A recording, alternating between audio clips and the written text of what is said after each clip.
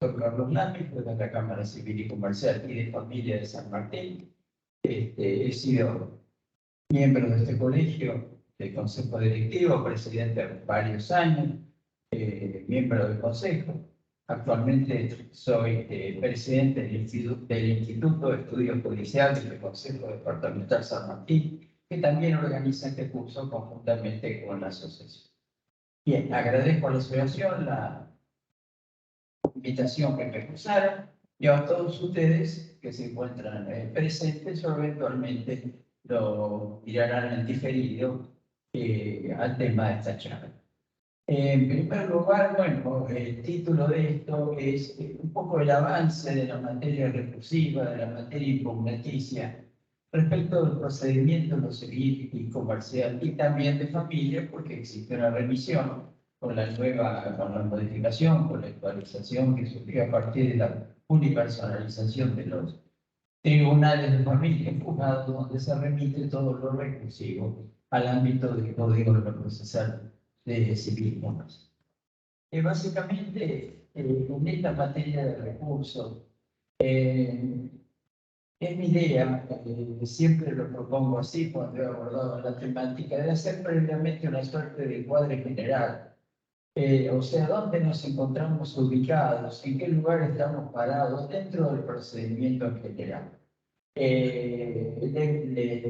pido me dispensen algunos que quizás los conocimientos que yo pueda tratar de impartir sean de un nivel, diríamos, no tan exigente, pero trato de llegar a todos, porque puede haber gente que hay temas que no los conocen, que no los han tratado, o son nuevos, diríamos, en el ejercicio de la actividad judicial. Por eso entonces, recuerden ustedes, recordemos lo siguiente, para ubicarnos en el tema. Ante todo, hay una cuestión fundamental que es lo que vamos a llamar, y lo he graficado en el cuadro que está ahí publicado detrás mío en la pantalla. Recuerden ustedes, y este es un tema importante, lo que vamos a hablar, la cuestión de la prelación de las normas que Kelsen graficada en la famosa pirámide de Kelsen. Y ahí en el sector más importante, en la cúspide, nos encontramos con la Constitución Nacional, con los tratados internacionales, en particular los relativos a los derechos humanos, que están en la Constitución, el artículo 75, inciso 22. Y de ahí hacia abajo de la pirámide jurídica nos encontramos con qué? Nos encontramos, ya lo hemos dicho, con la Constitución Nacional, luego las leyes de sentido formal, o sea, aquellas que emanan de la legislatura nacional, y a la cabeza de ellos se encuentran los códigos.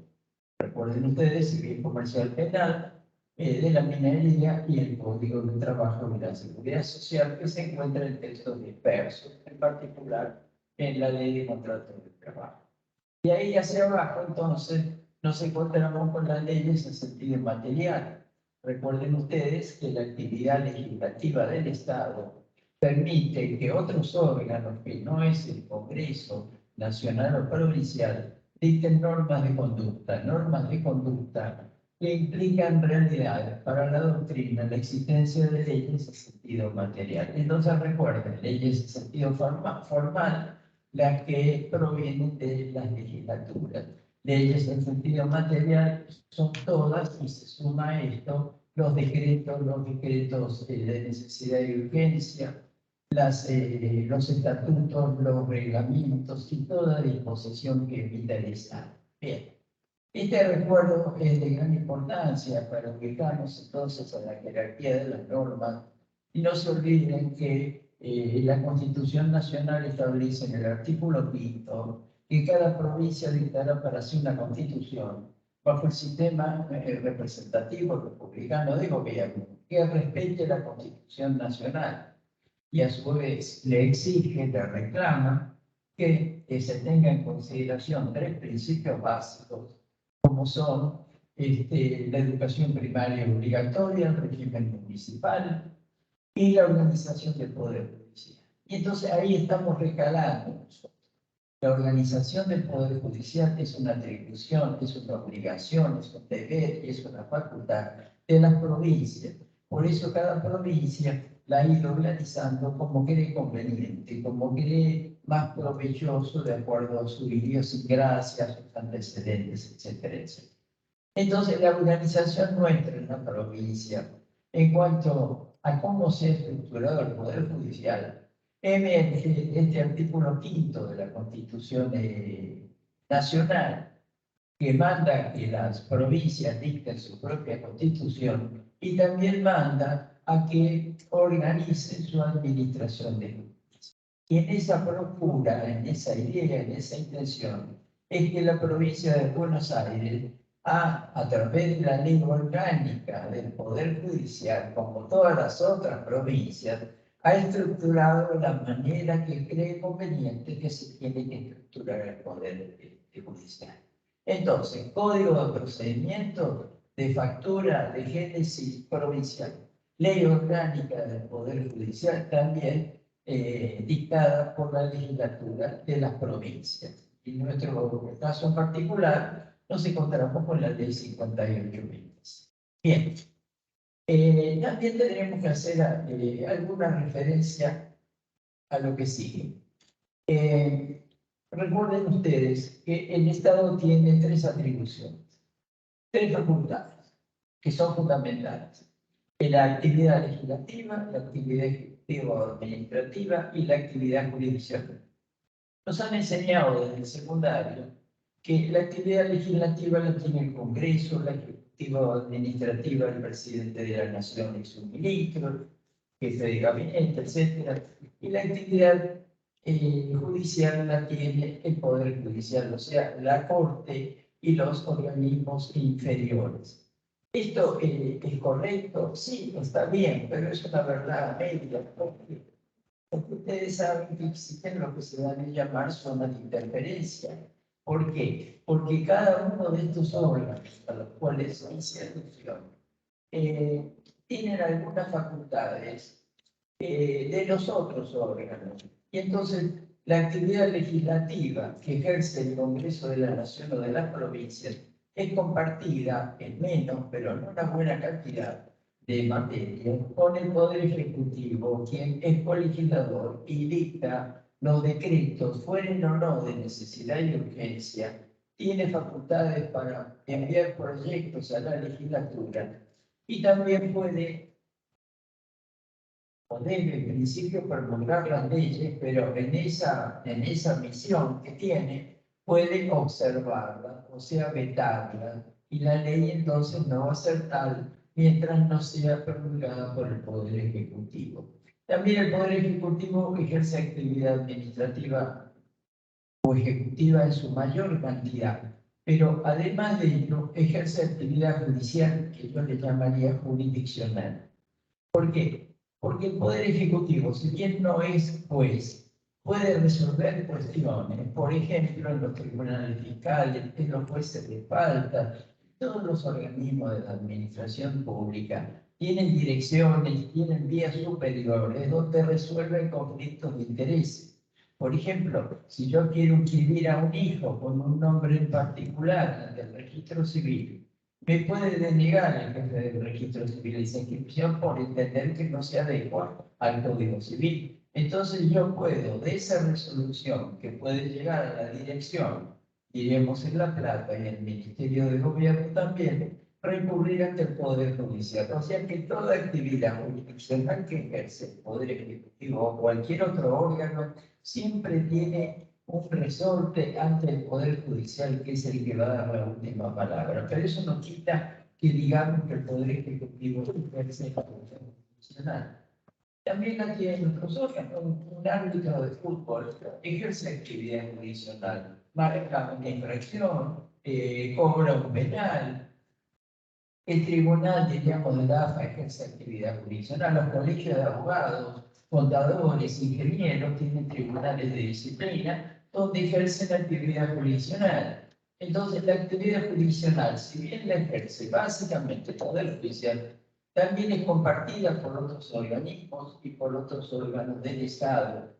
Decíamos entonces que este tipo de resoluciones siempre puede llegar al Poder Judicial. Incluso el otro día, cuando nuestra Cámara Civil subroga la Cámara en los procesos administrativos, nos tocó intervenir junto con la doctora Valdi, colega de la Cámara, en un tema donde era parte del colegio de abogados y de una disciplina, el colegio de abogados en estilo. ¿Y por qué? Porque se estaba recurriendo de esa resolución que dictó el Tribunal de Disciplina por parte de un abogado, por lo cual estamos viendo que puede este organismo ejercer actividad jurisdiccional, siempre revisando. Por último, nuestro poder, el Poder Judicial, básicamente ejerce actividad jurisdiccional, pero también ejerce actividad legislativa, donde en el momento, diríamos, que se dictan acordadas por parte de la Corte, ejerce actividad ejecutiva administrativa, porque compra edificios, alquila inmuebles, compra sistemas de informática, etcétera, etcétera. O sea que vemos que básicamente cada uno de los poderes o de los órganos tiene una actividad fundamental, pero también tienen actividades accesorias, y es lo que se debe llamar la zona abierta. Es decir, recuerden ustedes que el poder, el órgano legislativo, ejerce actividad jurisdiccional en el juicio político al presidente de la nación e incluso a los miembros de, diríamos, la legislatura y a la Corte Suprema de Justicia. Bien, entonces, con esto llegamos a una conclusión, que la actividad que ejerce cada uno de estos órganos no es una actividad propia y originaria, sino que le conferida por la Constitución. Planteémoslo de esta manera un tanto infantil. Aquí hay un padre, que es el Estado, que es el dueño de las tres funciones o de las tres actividades.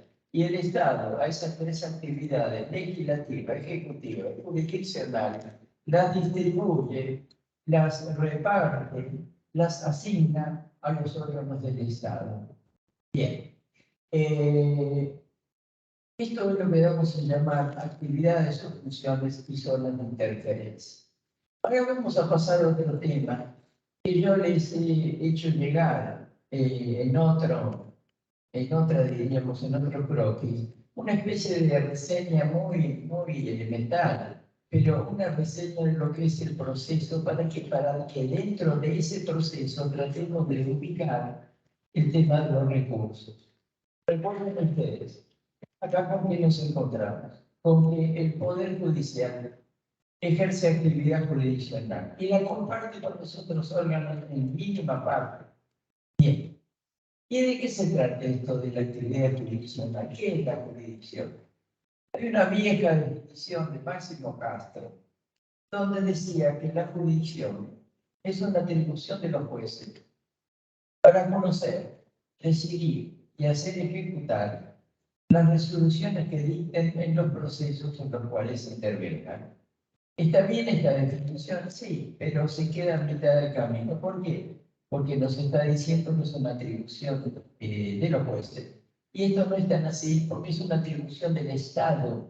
El Estado, que es quien asigna los distintos órganos, las distintas funciones, es el dueño de la actividad jurisdiccional. Entonces, acá nos salva del compromiso una definición de Lascano. ¿Qué dice Lascano? Que la jurisdicción es una atribución del Estado para decidir los conflictos de intereses como tercero imparcial y procurar así la actuación de la ley. Entonces, vuelvo a decir, atribución del Estado para resolver un conflicto como tercero imparcial, procurando la actuación de la ley. Recuerden ustedes que esto de actuar la ley implica que el juez, en el universo de leyes que existen, en los anales de legislación con los cuales contamos, en esta suerte de índice general, cuando valora los hechos, luego escoge el derecho y decimos que lleva a cabo la subsunción de la norma jurídica.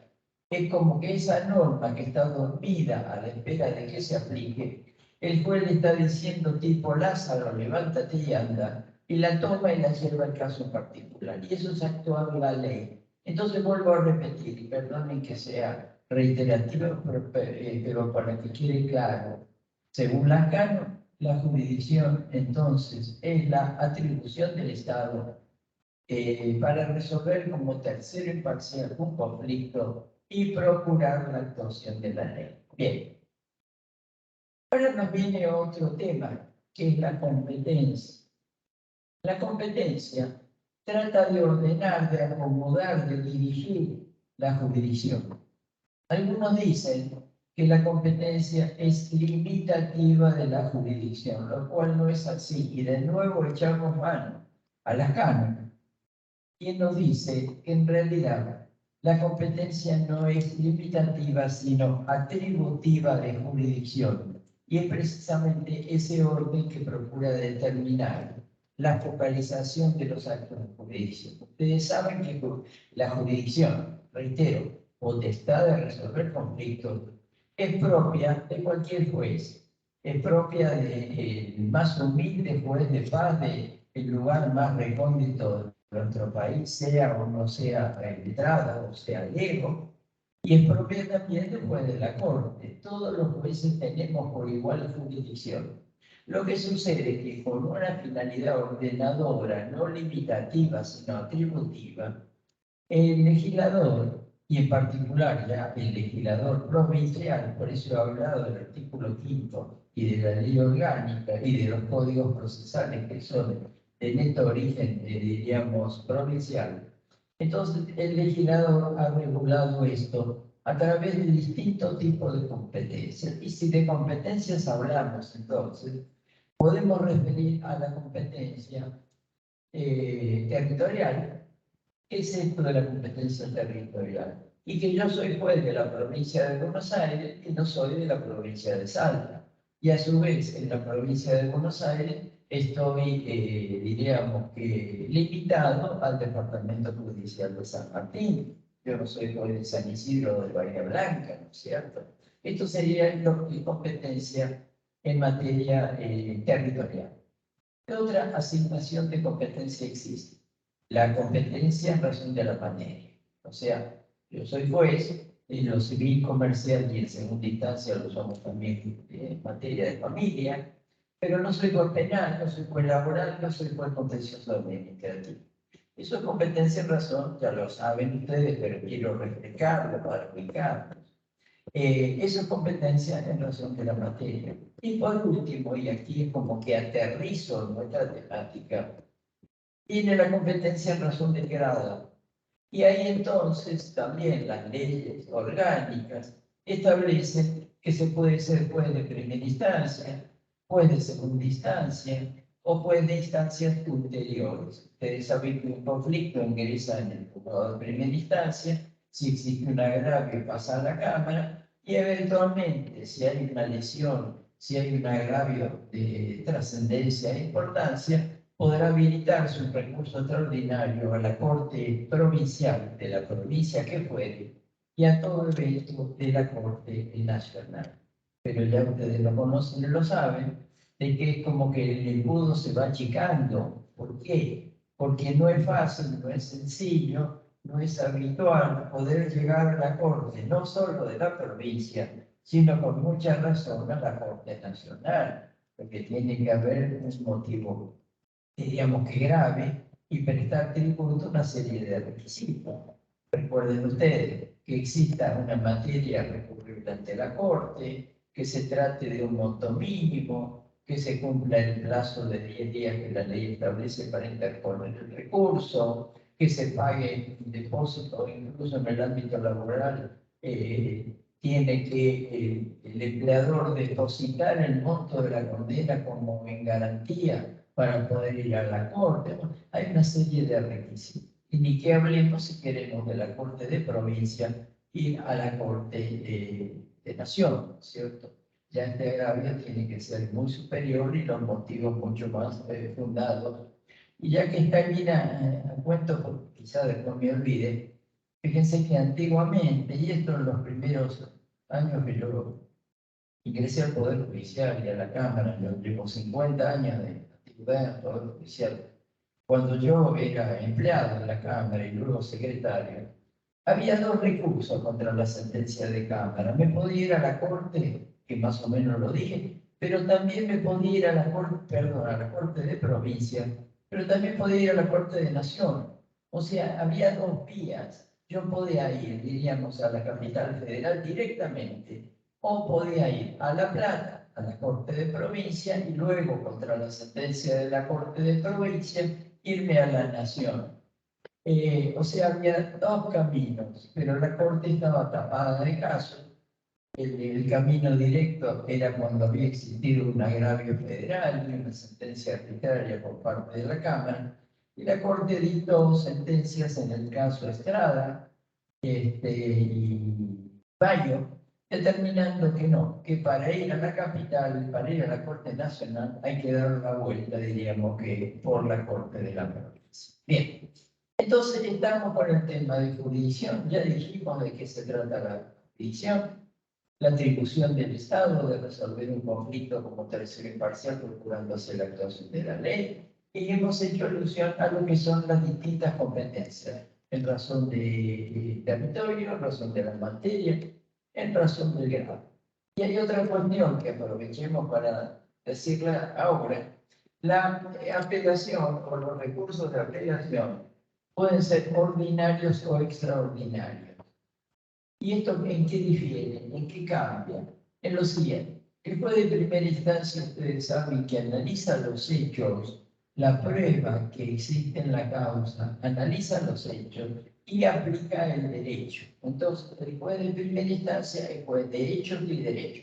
Si el expediente va a la Cámara con un recurso de apelación, la Cámara es como, y esto lo decimos, es como que se ubica en el mismo sillón en que estaba el juez de primera instancia y con los elementos que tenía el juez de primera instancia, porque no es un conocimiento ex novo, sino que es sobre las circunstancias que han recaído en la causa. Con esos mismos elementos, la Cámara analiza si el juez de primera instancia valoró debidamente los hechos y si fue de primera instancia aplicó debidamente el derecho. Ahora, si yo me quiero ir a la corte, ya fuera la corte de provincia o de nación, estos son tribunales no de los hechos, sino solamente del derecho. Ya tienen otro requisito más, aparte de lo que señalamos, que hace que esta suerte de embudo se vaya ayudando, porque no le puedo llevar a la Corte de Provincia ni a la de Nación una discusión, un agravio relativo a los hechos, excepto que exista una gran arbitrariedad, lo cual se daría en algunos casos muy contados, diríamos. Bueno, volvamos a lo nuestro y entonces ya refrescados los conceptos de atribuciones del Estado, de qué es la jurisdicción, de qué es la competencia, no vamos a ir a ver el cuadro que les he hecho llegar, que acá está en la pantalla, que es una suerte de bosquejo sobre de qué se trata el proceso. El proceso básicamente, así en él podemos ubicar, como venía diciéndoles, el tema recursivo. El proceso tiene tres etapas. La primera etapa, la tienen hacia la izquierda, es la etapa de integración de la línea. ¿Qué es cuándo? ¿O qué es qué? Es cuando se presenta la demanda, que la demanda se corre traslado al demandado para que haga valer su derecho. Puede que el demandado, cosa no habitual, interponga una reconvención, entonces vendrá en tercer lugar la reconvención y luego vendrá la contestación de la reconvención. E incluso en esta primera etapa, que es la etapa en la cual se traba la litis y la etapa en la cual las partes tienen la atribución de postular sus derechos y ofrecer su prueba y determinar cuál será el ámbito, diríamos, de conocimiento del juez. También puede suceder que las partes estén interesadas en que terceros se incorporen al juicio. ¿Por qué? Porque diríamos, por una mayor brevedad, es conveniente, lógicamente, que la sentencia abrace, comprenda, se integre con todo lo que puedan tener vinculación con esto. Por ejemplo, si inicia una demanda contra un inquilino, una demanda de desalojo, y el juez me va a dictar sentencia de desalojo, puede que aparezcan ocupantes o inquilinos, intrusos. Entonces, lo más conveniente es que debo ir a demande a todo el mundo, existan o no existan. Bien, ¿por qué? Porque si no, la sentencia no va a ser oponible a quien no intervino en el proceso. La de verdad es perjuicio. También, si hay un daño y perjuicio, si demando a alguien por un accidente de tránsito o lo que fuere, me interesa que venga aquí el propietario del automóvil y también lo convoco porque se lo había prestado a un tercero o no había hecho la transferencia. Y también me interesa que venga la aseguradora del automóvil para que haga frente a la condena, porque si no, cuando yo procure que la compañía de seguro se haga cargo del monto de la condena, me va a decir yo no, porque yo no intervine en el juicio, no me llamaron, no pude defender mis derechos. Así que esa sentencia es para mí res inter alios acta, o sea, cuestión ajena, no me vengan con este cuento. O si demando a la municipalidad, ¿por qué? Y al propietario, el rentista, porque había un agujero en la vereda y que iba caminando, me caí, me rompí la cadera. Va a venir a lo mejor la municipalidad diciendo, no, sí, está bien, yo soy responsable. No, seguro que va a decir que no. Pero ¿qué va a decir? No, ese orificio, esa obra es de Aguas Argentinas. Y la vamos a citar a Aguas Argentinas para que se integre a la LIPI. Y a lo mejor viene y dice, no, pero ese agujero lo tercericé, esa construcción, y es la empresa tal. Y a lo mejor viene la empresa tal y dice, sí, pero yo no era la encargada de tapar la vereda y de hacer la vereda, etc. Bueno, entonces, en definitiva, esta primera etapa que tenemos ahí fijada es la etapa de integración de la litis, en la cual se presentan las partes y se convoca a todo aquel respecto de quien las partes quieren que la integre, que se apersone, que se agregue, que se suba al tren, digamos, para que la sentencia sea lo más efectiva posible. Bien. Luego viene la segunda etapa. La segunda etapa es la etapa de prueba. ¿Por qué? Porque yo me he presentado en el juicio y no olvidemos que impera en el ámbito civil el principio dispositivo. El principio dispositivo en cuanto a que son las partes las que impulsan el proceso. En el ámbito penal, ustedes saben que impera el principio inquisitivo, sea acusatorio, ¿no? Esa otra temática en la cual no vamos a entrar, aparte porque no lo sabemos, tema de otro fuero. Pero en civil está el principio dispositivo. ¿Y esto qué quiere decir? Que si a mí me deben 100.000 pesos, si yo quiero al que me debe 100.000 pesos, se lo cobro, y se me ocurre no cobrárselo, es un problema mío. ¿Quién se tiene que meter? Y también yo puedo demandarlo o no demandarlo. Es una cuestión mía, es un interés mío. Y si lo demando, puedo abandonar el juicio. Puedo seguirlo hasta el final, o puedo en determinado momento desistirlo, abandonarlo, dejarlo. Es un tema mío. Claro que me tendré que pagar la fiesta, porque me van a hacer pagar la cuota, porque los molesté al otro, lo traje al juicio, contraté un abogado, etcétera, etcétera. Pero acá impera, recordemos, el principio dispositivo. Y también, entonces, ¿qué decimos? Que las partes tienen en esta segunda etapa que probar los hechos. Y en esta materia vamos a ver que se pueden dar recursos de revocatoria, de reposición, en toda esta parte del proceso. Por eso que estoy haciendo esta suerte de reseña.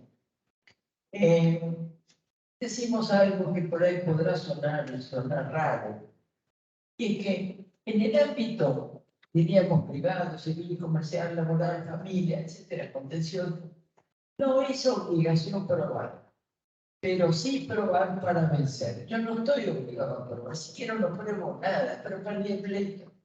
Entonces, no es obligación probar, pero sí probar para vencer. Bien, entonces las partes tienen la carga probatoria, artículo 375, la carga probatoria de acreditar los hechos, no el derecho. Se invoca el derecho de acreditar los hechos que le convienen, en los cuales funda su pretensión. Bien, está recuerden ustedes, la teoría de Walter Peirano de la carga probatoria dinámica, que incluso ha sido incorporado, antes no lo estaba, en el Código Civil, en la parte de derechos de familia, que dice que temas procesales en materia de familia, y allí dice que tendrá que acreditar los hechos aquel que esté en mejores condiciones de probar, con lo cual invierte la carga probatoria y se, diríamos, en bandera, ¿en qué? En la teoría de Walter Pellegano de la carga dinámica. Bien, entonces estamos dentro del proceso civil. Hemos ya pasado la primera etapa y ustedes bien saben que por el principio de preclusión no podemos retrogradar. Entonces, una vez que hayan venido todos los que han sido convocados y recién ahí, se pasa a la segunda etapa. Bien, entonces, yo lo tengo que convencer al juez, porque yo que estoy diciendo que Juan Pérez me debe 100.000 pesos. El juez no me va a perder, no, allá tiene razón, que venga Juan Pérez y se lo paga, no. Le voy a tener que demostrar a Juan Pérez que me debe 10.000 pesos porque hay una obligación, un compromiso, etcétera, etcétera. ¿Cómo hago para demostrar? Y bueno, el Código Procesal me brinda los medios de prueba y me dice, usted de todo este conjunto, este abanico de medios de prueba, elija el que quiera, elija uno, elija cuatro, elija cinco, elija ninguno. Si elige ninguno, pierde, pero usted es el responsable. Entonces, manéjese con los medios de prueba que el Código Procesal le provee. Y recuerden ustedes, documental o instrumental, testimonial, confesional, de oficios de informes, pericial, reconocimiento judicial y presunción. Lo digo rápido porque ustedes lo saben. Bien, entonces, vuelvo a decir, yo lo tengo que convencer al juez, pero la macana es que Juan Pérez, a quien demandé, también lo quiere convencer al juez en sentido contrario al sentido en que yo lo quiero, quiero que me dé la razón. Y Juan Pérez va a pedir que rechacen la demanda. Por eso decimos que la demanda es un proyecto de sentencia.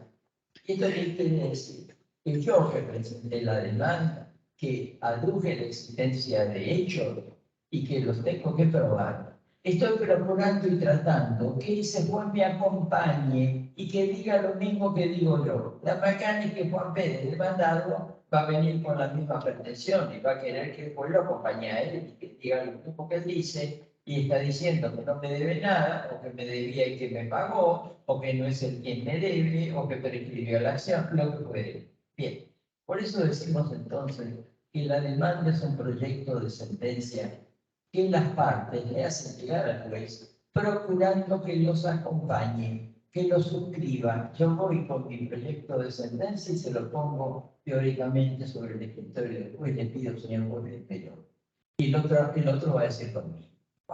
Por eso tenemos esa segunda etapa del proceso, que hay desembarcado los medios y luego los artículos en los cuales recaen, no hace falta, ustedes les cuento que lo saben, pero es un crónico que lo uso también en la facultad, ¿no es cierto?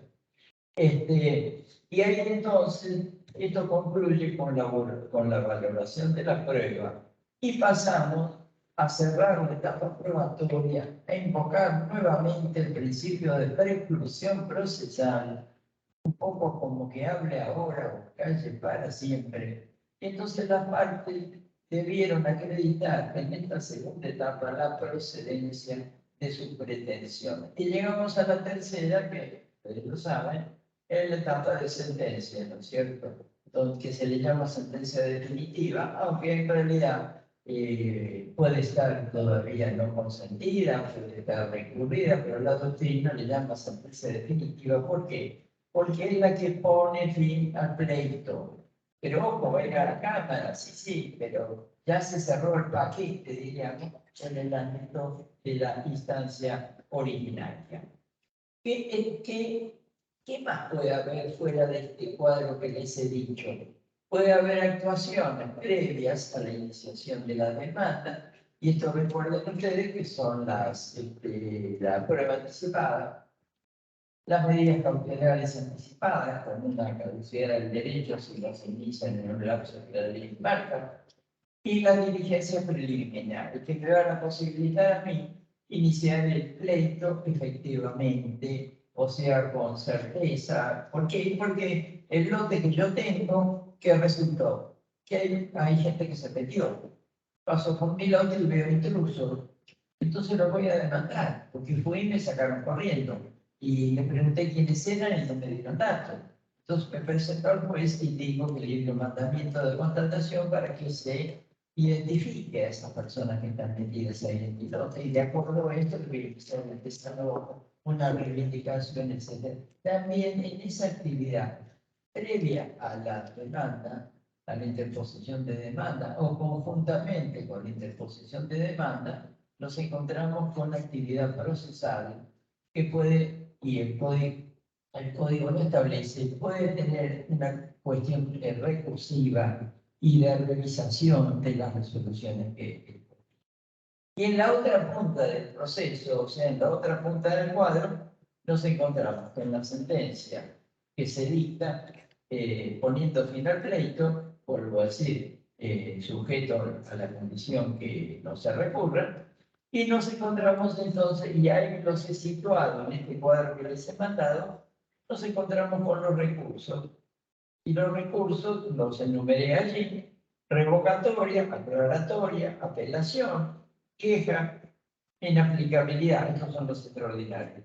Inaplicabilidad, nulidad extraordinaria, inconstitucionalidad, y otros un tanto extraños, que son el de arbitrariedad, el recurso per saltum, de una aparición no común, no habitual, el recurso de avocación, que es cuando el superior se dice chupa el expediente, lo trae, conoce que hay una causa en un juzgado de primera instancia y la Corte lo reclama y se lo lleva, o sea, lo absorbe. El tema de certiorari y el recurso por algo. Bueno, esto es una clasificación que les he hecho llegar, y ahora vamos a ir a cada uno de estos recursos de los cuales he hecho mención. Comencemos por el recurso de revocatoria o reposición. ¿Qué es el recurso de revocatoria o de reposición? Es un recurso que se interpone ante el mismo juez que dictó la resolución, que a la parte que lo aporta le causa un agravio, le molesta, no está de acuerdo, quiere que se cambie. Por eso se habla de reponer. Reponer es sacar una cosa que está y poner en su lugar una nueva. ¿Y esto de dónde surge? Y surge de que, bueno, ustedes lo saben, el ser humano puede llevar a cabo conductas válidas, conductas cuestionables, conductas erróneas. El error puede existir en cualquier ámbito del conocer y del actuar humano, y también en la justicia está previsto que pueda suceder una resolución judicial al incurrido en un error. Entonces, esto le causa un agravio, una queja, una protesta a las partes. Y decimos que las partes entonces pueden presentarse y solicitar que el juez lo niegue. ¿Cuáles serían las características de este recurso de revocatoria? Bueno, se presenta ante el mismo juez que dictó la resolución. Tiene que tratarse de una mera providencia, una resolución de trámite, y esto lo regula el artículo 238 del Código Procesal. No una resolución importante que no se pueda, diríamos, modificar, que no pueda ser considerado sino en la sentencia definitiva o una sentencia definitiva. Esas son cuestiones de mero trámite, como lo establece el artículo 238 del Código Procesal. Bien, se interpone. En esto dejo de lado un poco de la novedad que todos tenemos de la digitalización de los procesos y me quedo con lo que dice el código y después lo adecuaremos a lo que sería, diríamos, la virtualidad. Pero básicamente el código dice que se interpone por escrito dentro de los 3 días de notificado. ¿Y ante quién? Ante el juez que dictó la resolución. ¿Y quién lo trata? El mismo juez que dictó la resolución. Y a su vez hay que fundarlo. En el escrito de interposición se debe fundar los motivos por los cuales se entiende que el juez se equivocó, que incurrió en un error. Si esa resolución fue dictada por el juez a pedido del mismo que protesta, a pedido de la misma parte que reclama, no es necesario correr traslado a la contraria.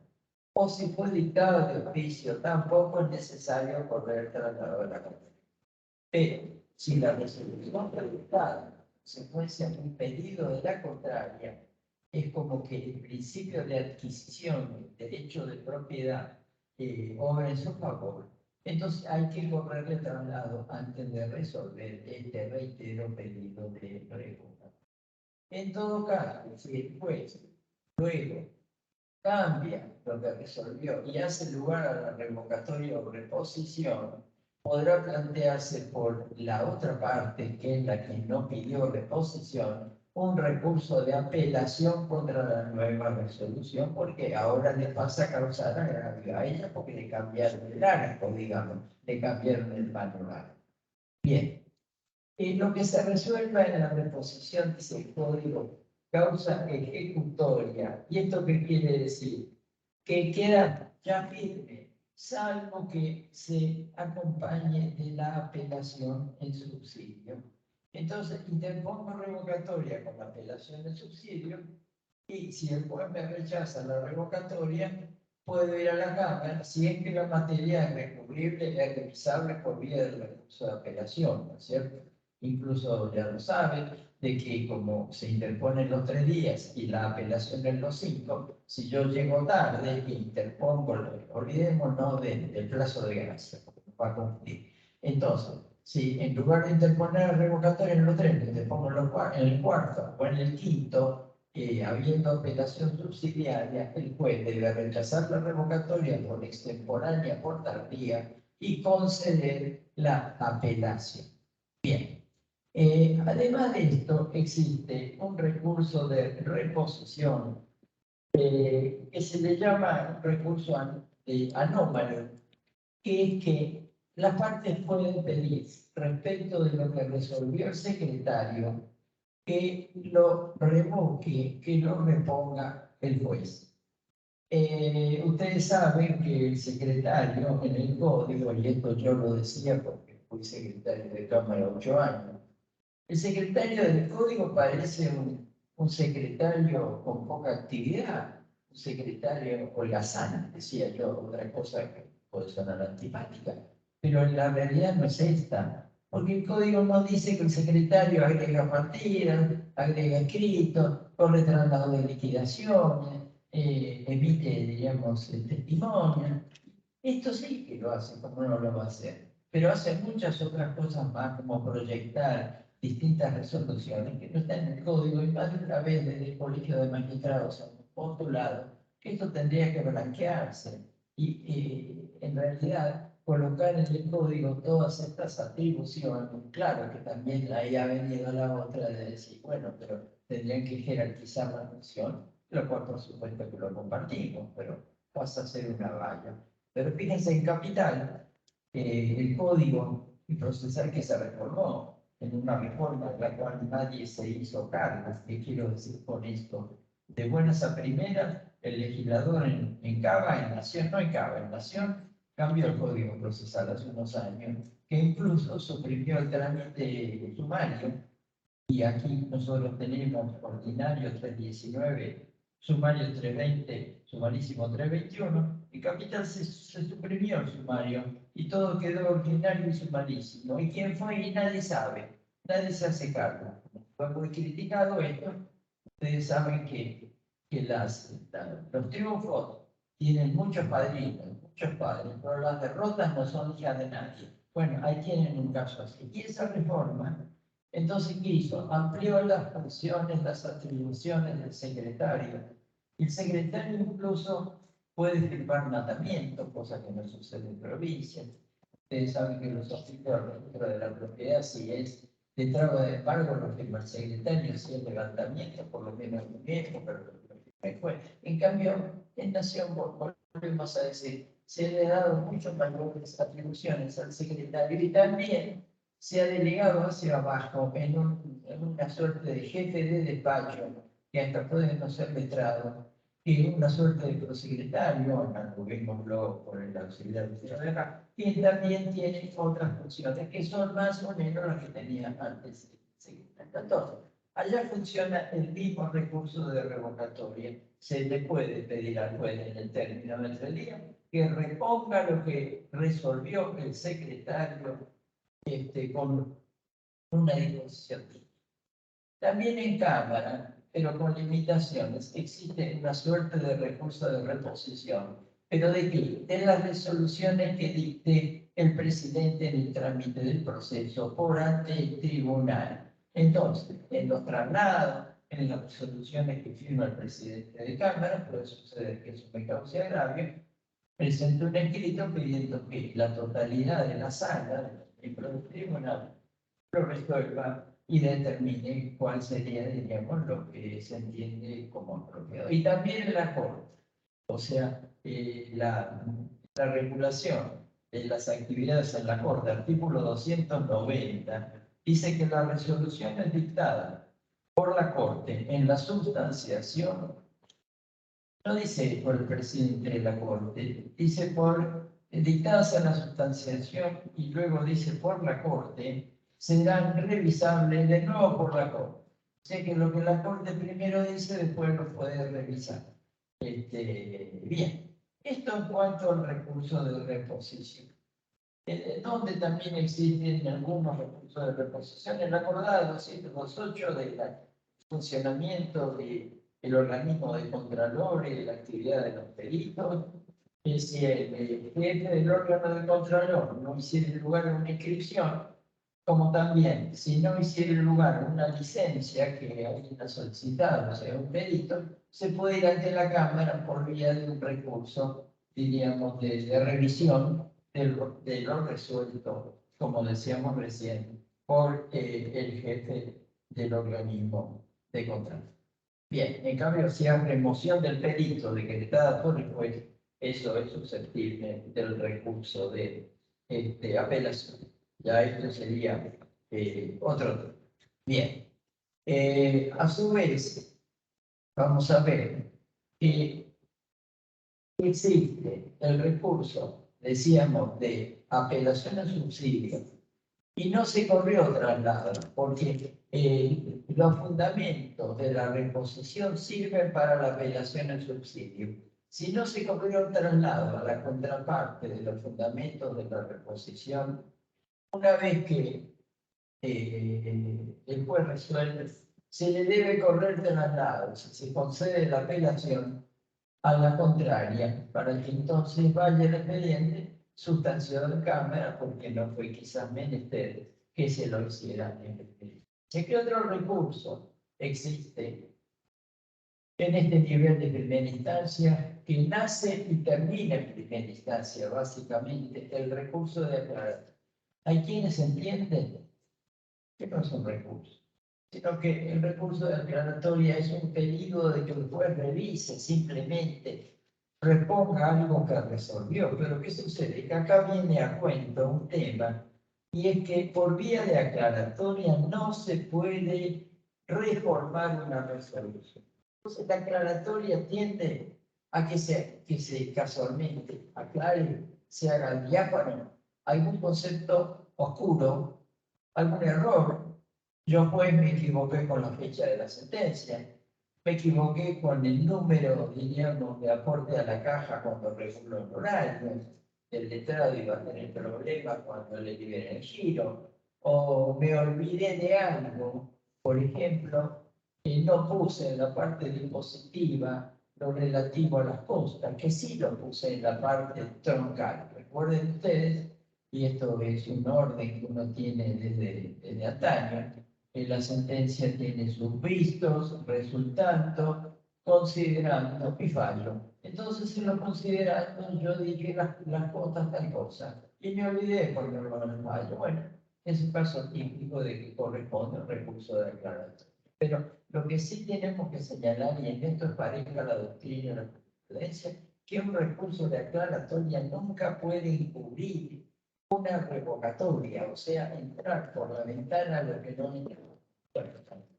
Bien, este recurso de aclaratoria, entonces, ¿de dónde surge? Surge del artículo 166, inciso primero y segundo, donde dice, recuerden ustedes que el 163 nos habla de facultades de los jueces. Me equivoqué. El 163 nos habla de los requisitos de la sentencia.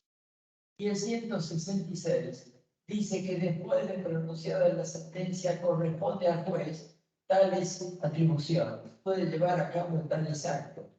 Y dentro de ello está que está la posibilidad de modificar lo resuelto, pero no en un tema troncal, sino aclarar conceptos oscuros, errores que van a llevar a que el día de mañana pueda generarse una novedad. Y también el mismo artículo 36, recuerden ustedes, el 34 y el 36 son obligaciones y facultades de los jueces, el 35, que no sé por qué está ahí al medio, tendría que haberlo hecho 36 y el 36 habría puesto el número 35. Bueno, así lo hizo el legislador. 35 de sanciones a los jueces, mandar a devolver, mandar a tachar frases injuriosas, separarle las audiencias a quien moleste. Bueno, el 36 establece también en el inciso tercero la facultad del juez de enmendar algún error que existiere o que hubiera. Pero vuelvo a decir, muy limitado y no puede modificar el fondo de la resolución cuya declaratoria se está integrando. ¿Y por qué no dicen que esto no es un recurso? Porque no está en la parte de recurso tampoco, sino que está en la parte de sentencia o en el artículo 36. Pero esto no es la primera vez que el legislador pone alguna institución no donde debió ir. Recuerden ustedes, y está en el cuadro de lo cual estamos partiendo, de que los medios de prueba son los que mencionamos y están en la parte que ahí les consigné los artículos y hay un medio de prueba que no está ahí, que es la prueba de presunciones. Pero es un medio de prueba, no por no estar en esa sección deja de ser un medio de prueba. ¿Y dónde está? Y en el artículo de la sentencia, en el 163 también, ahí es hermano, diríamos, está vinculado con el otro que señalamos antes porque están en la misma sección. Entonces reitero, ahí dice que cuando el juez dicte sentencia con fundamento en presunciones, estas deberán ser ciertas, graves, precisas y concordantes. Bien, este es el recurso de aclaratoria. Se interpone dentro de los medios ante el mismo juez que dictó la resolución cuya aclaratoria se impetra, se funda conjuntamente, no se corre traslado arbitrario y lo resuelve el mismo juez o su sucesor. Algunos por ahí que la entrevista se muere el juez, y si el juez se jubila, y si lo cambia, si lo destituye, bueno, el que esté, lo resuelve. Bien, lo mismo en el caso de la reposición. En Cámara también existe el recurso de aclaratoria por similares alcances, iguales de requisitos, igual direccionalidad, pero esto está en el artículo 267 y tiene un plazo mayor, 5 días. O sea que ahí difiere. Y también se puede pedir aclaratoria ante la Corte de Provincia o ante la Corte de Provincia, por cualquiera de las resoluciones que en este sentido se hubieran dictado. Bien, y me voy al recurso de apelación. Bien, recurso de apelación. Estaba pensando si me olvidaba. Pero bueno. El recurso de apelación, entonces, es un recurso diferente a lo que venimos transitando. ¿Por qué? Porque el recurso de apelación se interpone respecto ya de sentencias definitivas o sentencias interlocutorias que causen un agravio que no pueda ser reparado. Esto está en el artículo 242. El recurso de apelación, salvo disposición en contrario, procederá solamente respecto de sentencias definitivas, sentencias interlocutorias, providencias siempre que causen un gravamen que no pueda ser reparado por la sentencia de ley. Bien, se interpone. ¿Ante dónde? Ante el mismo juez que dictó la resolución en crisis, o sea, la resolución que agravia a quien interpone el recurso. Se interpone dentro de los 5 días. Acá no hay diferencia si es sumario o si es ordinario. Se interpone dentro de los 5 días. La diferencia sí la puede haber en el caso del sumarísimo, porque el Código Procesal respecto del sumarísimo, nos está diciendo que todos los términos son de 2 días, excepto el término para contestar la demanda y el término también para dictar sentencia que será de 10 o 15 días según sea el tribunal unipersonal o político. Entonces, dentro de los de notificado de la resolución que se quiere que se realice. Debe limitarse, se presenta el escrito apelable, debe limitarse a la mera interposición y no puede ni debe fundar, simplemente interponer el recurso y queda a la espera que se lo concedan. Cuando se lo conceden, si se lo conceden, ahora vemos la alternativa, cuando se lo conceden el recurso de apelación, entonces le nacerán otros 5 días para presentar el memorial, o sea, los fundamentos por los cuales se está apelando. De esos fundamentos se le va a correr traslado a la contraparte. Puede que las dos, o todas las partes que hubiera, pueden ser más de 2 partes, citado, tercero, etc., hagan lo propio y bueno, se entrecruzarán los traslados y una vez que se contesten los traslados, se elevará la causa a la Cámara. ¿Qué me está restando decir? Bueno, ¿ante quién se interpone? Ante el juez que dictó la resolución. ¿Cuándo? Dentro de los 5 días. ¿El juez lo concede o lo deniega? Bien, si lo concede, se presenta el escrito impugnaticio, digamos, el memorial. O expresión de agravio se le suele llamar cuando se presenta en cámara, pero eso son detalles que no le hacen. Luego, si se corre traslado a la contraria y se elevan las actuaciones a la alzada. Ya lo dije cómo era el tema, si se trataba de un recurso de apelación subsidiario de una reposición. Bien. Y ahora los invito a que nos traslademos a la Cámara. Estamos en la Cámara. Bien. Hay 2 o 3 temitas que son los que un poco justifican esta charla. La fundan, la provocan, que es dejar en claro algunas cuestiones sobre las cuales hay algunas dudas. Una cuestión son las formas y otra cuestión son los efectos. O sea, se concede un recurso de apelación. Si se deniega, viene la queja, después lo vemos. Se concede un recurso de apelación. Hay 2 formas para conceder. Olvídense, por favor, de los efectos que son harina de lo que buscamos. Hay 2 formas para conceder. La forma libre o libremente o amplia y la forma en relación. El conocimiento, el sentido, la idea popular, digamos, es que se diferencian porque en un caso, cuando el juez lo concede, se funda en primera instancia y en otro es en relación. Y cuando libremente se pone en cámara. Bien, esto es un efecto, pero no es la causa, es un coletazo. No nos dejemos llevar por esta tentación de limitar la cuestión de la concesión en cuanto a la forma meramente a que si se aporta el memorial en primera instancia o si se lo lleva a la Cámara. En realidad, la diferencia en la forma de concesión estriba en los poderes que tiene el tribunal. Si yo estoy en Cámara y me llega un recurso concedido en relación, tengo mucho menos atribuciones como juez de Cámara, tribunal de segunda instancia, que las que tiene la Cámara cuando llega un expediente con recurso concedido en forma libre, porque en lo libremente concedido se puede pedir apertura a prueba. Hay una mayor cantidad de posibilidades de ejercer derecho de defensa. Fíjense, lo dijimos que en relación hay 5 días para presentar la expresión de agravio en primera instancia. En cambio, en Cámara, en los recursos ordinarios, hay 10 días para presentar el memorial. Entonces, resumen, para concluir con este tema. La forma de concesión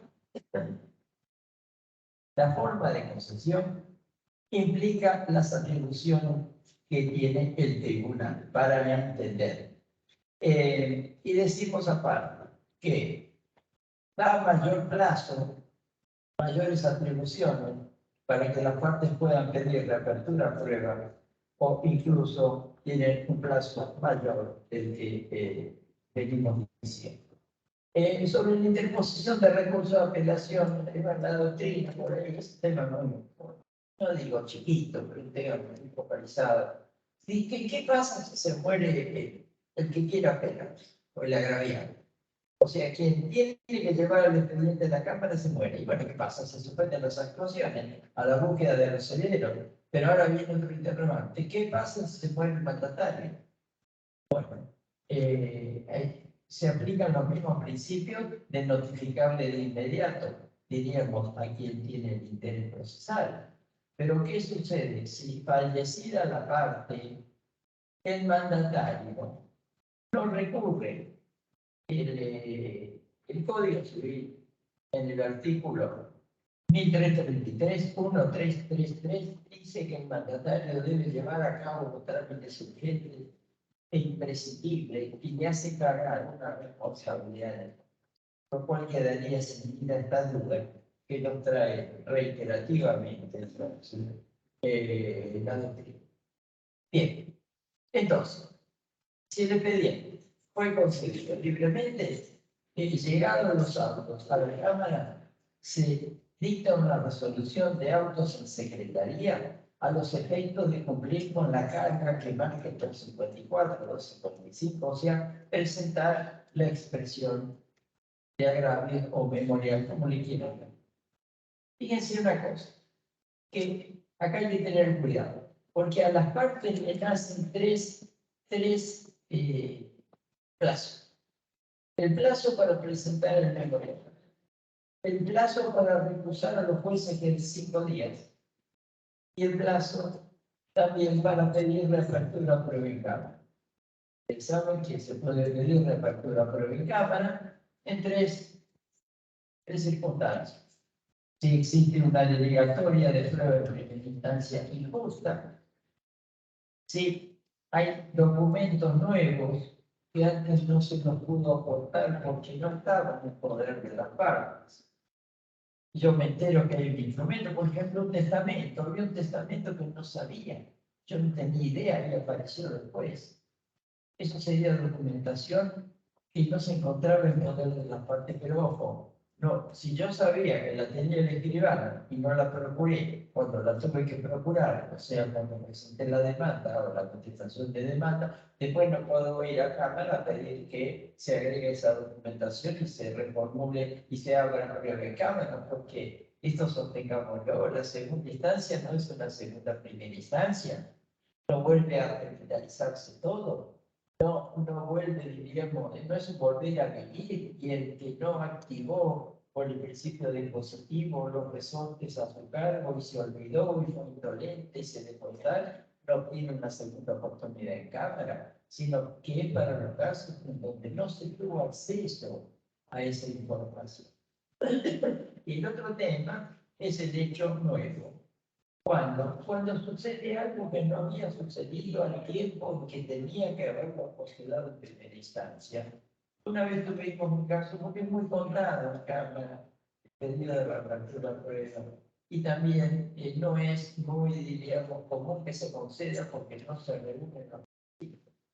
Tuvimos un caso de un señor que en un accidente de tránsito sufrió una serie de daños corporales, pero después de la oportunidad de poder plantear el pedido de daño psicológico, de daño traumatológico, de daño estético, lo que fuere, se quedó sordo.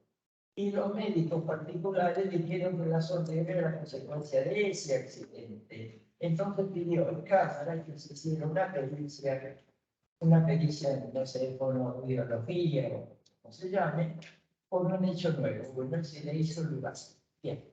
Entonces volvemos al tema. Decimos que nace en Cámara cuando llega el expediente y se notifican autos en secretaría los 3 plazos para recusar a los jueces 5 días, para fundar el recurso que se interpuso y, en tercer lugar, el plazo, dijimos, de pedir reapertura a prueba en segunda instancia. Pero ¿qué sucede? Si el expediente es un trámite ordinario del 319 y tengo 10 días para empezar a agravio. Sí, claro, tengo 10 días para empezar a agravio, pero para recusar a los meses tengo 5. Y a lo mejor voy con el precio de agravio en el día 10, el plazo de gracia del 11, y ya se me venció 5 días atrás el plazo. Nosotros 2 plazos para pedir reapertura y para, dijimos, recusar a los jueces. Y también esto opera para el no apelante. Quien no apeló y se le va a correr el traslado de la expresión de agravio, se le va a correr el traslado y van a pasar 20, 30 días.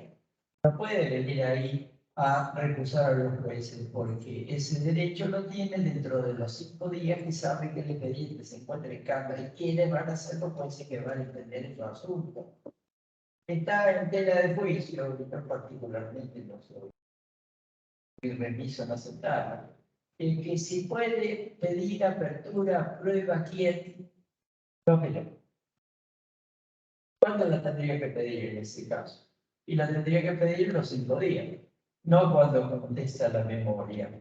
Bien, igual ese es un tema, decimos que viene. Entonces resulta, forma de concesión, en relación o libremente.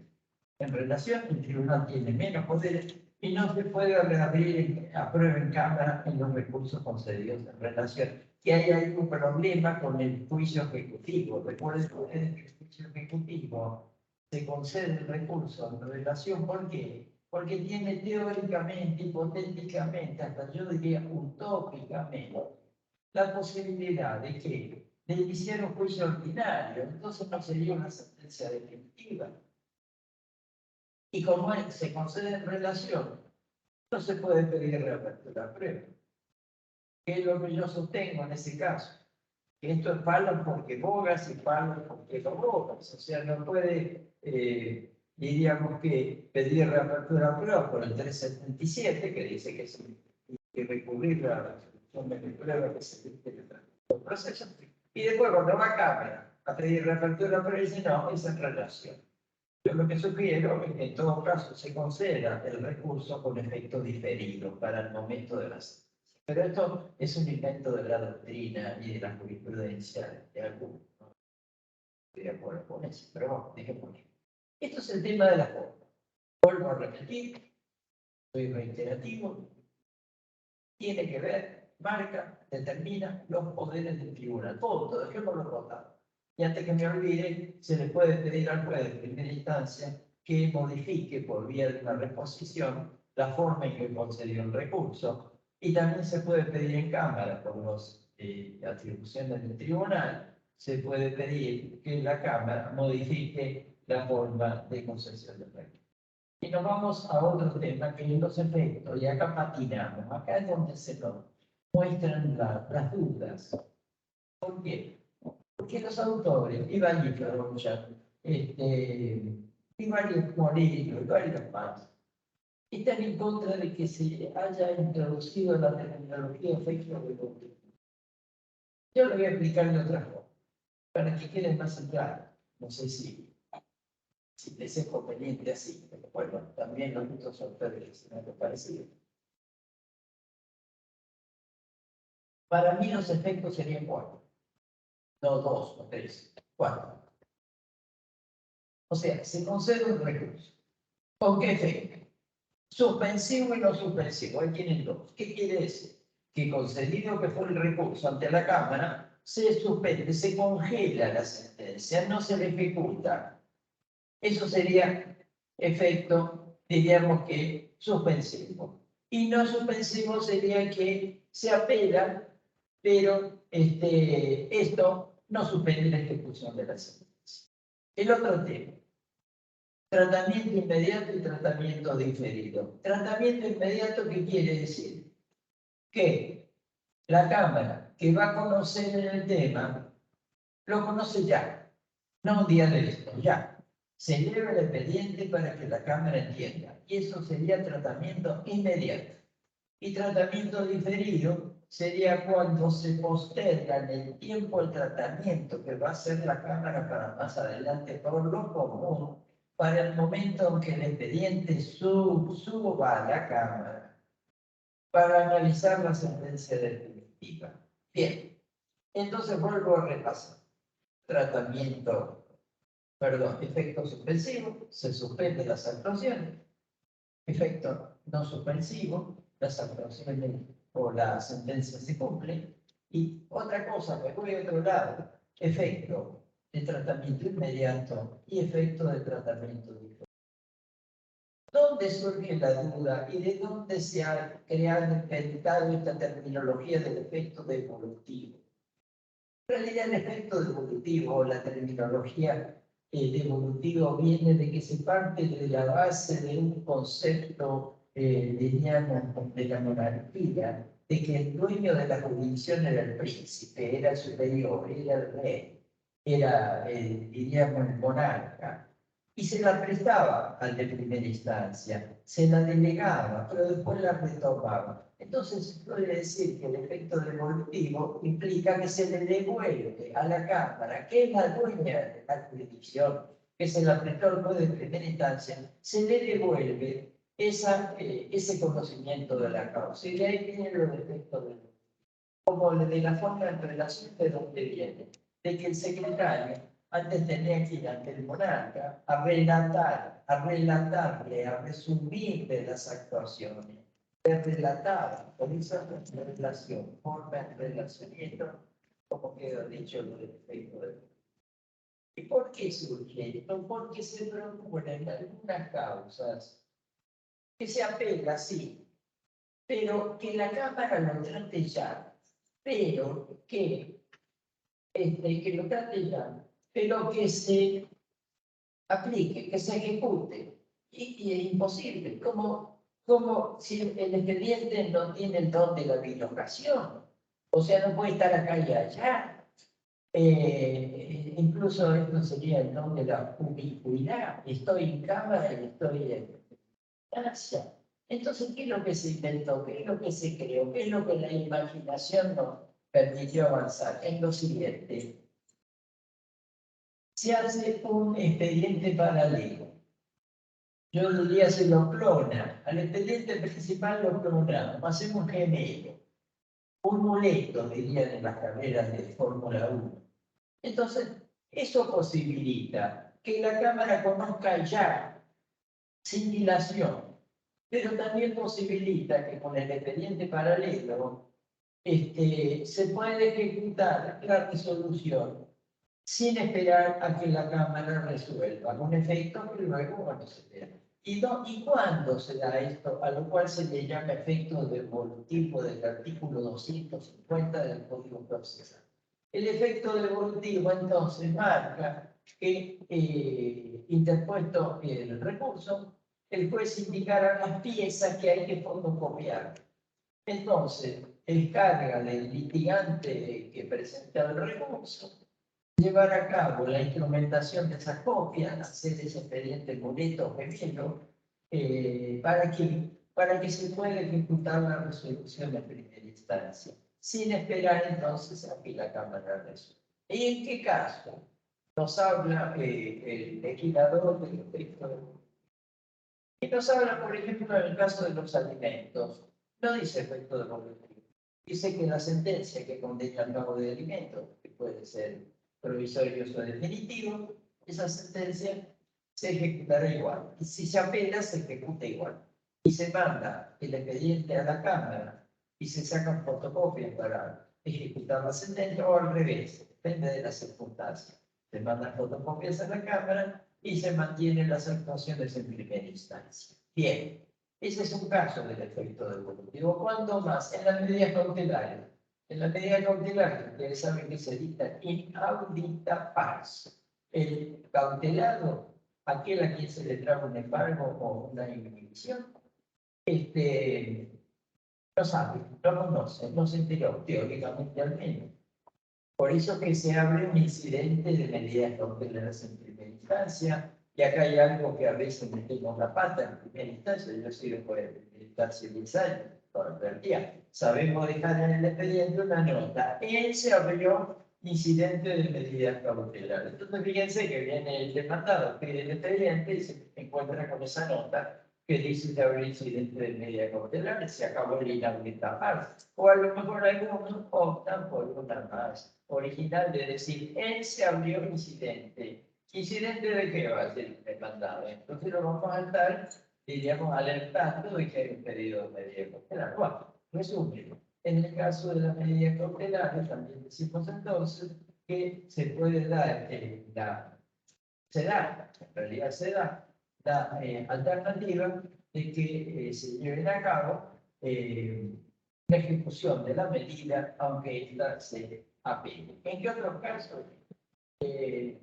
Diríamos, en los casos aquellos en los cuales sea, vuelvo a repetir, necesario ejecutar. Por ejemplo, nosotros en la Cámara, que tenemos el Fuero de Familia, nos encontramos con que no vienen y también las violencias, las restricciones, los perímetros que se establecen, viene el demandado o la demandada, a quien se le priva acercarse a menos de 500 metros, viene entonces recurriendo de la medida una vez que se le notificó, pero el recurso se le concede con efecto devolutivo. Y esto quiere decir se cumple y luego la Cámara analizará entonces la procedencia o no de la modificación a la cual estamos. Bueno, esto es, dije entonces, el efecto devolutivo, va llamado según la doctrina de el tema pasa por tratamiento inmediato, tratamiento de efecto suspensivo y efecto. Bien, entonces está quedando decir cuál es el límite de la apelación. ¿Por qué puedo ir yo a la Cámara? En primer lugar, el artículo 494 marca resoluciones en el sumario que no son recurribles y las que son recurribles. Bien, que además debe tratarse de una sentencia definitiva o una interlocutoria de trascendencia o una providencia que no pueda prepararse en los futuros de efecto. Debe existir el agravio. ¿Qué es el agravio? El agravio es aquello que lesiona mi derecho. Está lesionando mi derecho de propiedad lo que el juez resolvió. Entonces, en base al agravio, yo me voy a la Cámara con un recurso. Ahora, los poderes de la Cámara también están limitados. ¿Por qué? Por el principio de congruencia en cuanto a qué es lo que se le lleva a consideración. Porque si apela a la actora, yo no me puedo meter en derechos adquiridos por la, diríamos, por la misma actora. Y eso es lo que se da a llamar la modificatum pefus o la no modificatum pefus. Porque si el juez me da 10 y yo quiero 20 y me voy a la Cámara me rechaza los 20, pero no puede mover los 10 que ya los tengo, están adquiridos, están en mi patrimonio. Y eso es lo que se le da a llamar la no modificación impetus, o sea, no modificar para peor. Bien, además está el otro tema, que es que la Cámara solo conoce lo que se le lleva. Si el demandado no recurre, no puedo meterme en temas que no han sido sometidos a decisión. Y ahí viene otra oración, que es el tantum appellatum quantum devolutum. ¿Qué quiere decir? Término un poco antipático, pero tanto se apela como se le lleva a consideración de la Cámara. Si a mí me traen un agravio la parte, quejándose de los rubros de condena, y de uno no se queja, ya lo tiene adquirido. Si no hay recurso de la otra parte, yo no me puedo meter. Entonces la Cámara está limitada. ¿Por qué? Por el principio dispositivo, por aquello que las partes le ponen a su consideración. Bien, esto sería entonces una de las limitaciones de los poderes del Tribunal de Seguridad. Por último, ya para ir concluyendo, nos encontramos con el recurso de queja. Recuerden, el juez concedió el recurso. Bien, con las formas y efectos que dijimos, nos vamos a la Cámara. Pero el juez no concedió, puede presentarse de ningún recurso. ¿Por qué? ¿Por caprichoso? No, porque no estaban los requisitos, porque fue fuera de término, porque no era una materia apelable, porque no era parte, o lo que fuere. Entonces, ¿qué tiene que hacer aquel que se siente agraviado por esta falta de consideración de su impugnación? Tiene que ir en queja a la Cámara. Se le llama recurso de queja o de hecho por apelación denegada. Artículo 275. Entonces, tiene que ir a la Cámara. El expediente no va. Va a ir con un escrito donde funda los motivos por los cuales se entiende que puede premeditarse al debió conceder la apelación. Y tiene que acompañar, porque el recurso de queja se tiene que autoabastecer, tiene que acompañar copia de la resolución que le agravia, o sea, esa resolución que quiere que la Cámara revise, y copia de la resolución por la cual se le denegó la apelación. Entonces, la Cámara teóricamente no tendría que pedir las actuaciones principales, porque el recurso de queja se tiene que autoabastecer, y con esos elementos, obvio y lo principal, la Cámara concede la queja, o sea, concede, abre la queja, concede el recurso que después no le otorgó, y lo manda a sustanciar, porque en la queja los fundamentos tienen que solamente limitarse a por qué yo entiendo que el juez me debió conceder el recurso, y no al tema de fondo. Entonces, como el tema de fondo no debe estar sustentado en la Cámara, se mandan las actuaciones a primera instancia. ¿Para qué? Para que entonces, si se concedió el recurso, la parte agraviada presente los fundamentos ante la Cámara. Y se le va a correr el traslado a la otra parte que no sabe nada de esto, que está en otro mundo, no tiene idea de que se interpuso una queja, porque no se le corre el traslado y se concedió. Bueno, entonces ahora se le va a cobrar traslado de memorial contra la decisión que memorial contra la decisión que se quiere que la Cámara revise. Bueno, antes de terminar, les menciono estos otros recursos que existen. Si yo no estoy de acuerdo con lo que la Cámara resolvió, me puedo ir a la Corte, pero atención, la Corte es juez del derecho y no de los hechos. O sea que ese embudo que dije se me va achicando. ¿Y qué le digo si quiero ir a la Corte de la Nación? Entonces, monto mínimo del pleito, 500 euros. ¿Qué otra cosa? En el recurso de inaplicabilidad. ¿Qué otra cosa? Depósito. El depósito tiene que ser el 10% del monto del litigio, con un mínimo de 100 euros y un máximo de 500. Entonces, tiene que estar en término, 10 días, y tiene que ser una materia que pueda ser susceptible de un recurso extraordinario. Estos recursos extraordinarios son el de inaplicabilidad de ley. ¿Por qué? Porque la Cámara aplicó mal la ley. En lugar de aplicar, como supóngase, un tribunal de trabajo, aplicó la convención colectiva de los plomeros y soy metalúrgico, o me aplicó la convención colectiva de los plomeros de provincia y no lo de nación, o lo de Santa Fe. Y también corresponde, no solamente frente a una aplicación de una ley indebida, frente a la no aplicación de la doctrina legal de la Corte. Bien, es otra causa que abre el recurso. El recurso de nulidad de sentencia, que es el segundo, corresponde frente a una sentencia de la Cámara que no cumple con los requisitos de toda sentencia. Porque acá hay una delicadeza, una sutileza, algo que tenemos que tomar en consideración. No solo que se olvidó la Cámara de poner la fecha, se olvidó de firmar la Cámara la sentencia en las épocas de papel, bueno, electrónico, lo que fuere, sino que lo que reclama el Código es que la sentencia se dicte por unanimidad o por mayoría de opiniones, pero no solamente mayoría de opiniones, sino mayoría de fundamentos.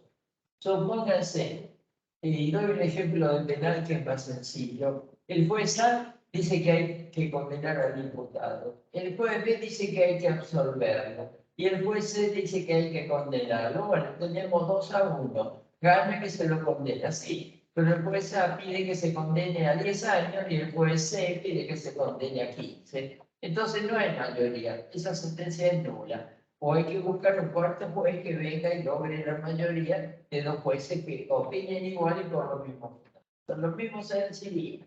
O sea, yo pienso que hay que condenar a fulanito por el artículo 10 del viejo código 1109 y otro piensa que es por el 1113. ¿Estamos de acuerdo en que hay que condenarlo? Sí.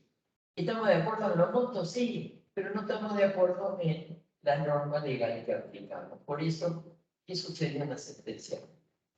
Y no paga, no reclama depósito ni monto mínimo. Y por último, el de inconstitucionalidad que se da contra resoluciones relativas a normas contrarias a la Constitución provincial, lo cual me lleva el tema entonces a conocimiento de la Corte. Bueno, luego, si la parte se quiere ir a la nación, tendrá que demostrar que se encuentra encuadrado el tema respecto a un tribunal provincial en una resolución arbitraria o que no quiere cumplir. Pero de nuevo, la Corte de la Nación es juez del derecho y no de los hechos, lo cual achica el. ¿Y qué quedó en el cuadro que pusimos? Los recursos que no suenan un tanto exóticos, no tan conocidos. El Versalto, ¿qué es el Versalto? Tengo que ir subiendo la escalerita. Así como dije que la Corte de la causa Estrada y Dimacio dijo que no se podía ir directamente desde la Cámara a la Corte de la Nación, el principio es que yo tengo que ir del juez de primera instancia al de segunda. De segunda, no tercera instancia, porque está mal dicho, porque no es un recurso amplio, sino que es un recurso extraordinario y la tal tercera instancia no tiene un conocimiento amplio solamente del derecho y no de los hechos. Entonces, yo me tengo que ir del juez de primera instancia a la Cámara, que sería juez de segunda, y ahí con recurso extraordinario a la Corte provincial y de ahí por recurso extraordinario a la Corte Federal o Nacional. ¿Y qué es lo que hago? ¿Qué es lo que intento? Pegar un salto, como que yo subo la escalera, no escalón por escalón, sino que doy un tranco y me como 4 escalones de una vez. Bueno, eso es el persalto, un recurso por salto. Se ha establecido en el orden nacional, antes no existía, pero debe ser un agravio federal, un tema, diríamos, de tribunales federales. ¿Y cuándo se hizo lugar? El leading case fue en la licitación de aerolíneas argentinas, hay otro fallo en el caso Tromi, en el caso de los jueces Bertuzzi y Progria o algo así, respecto de su acceso al cargo.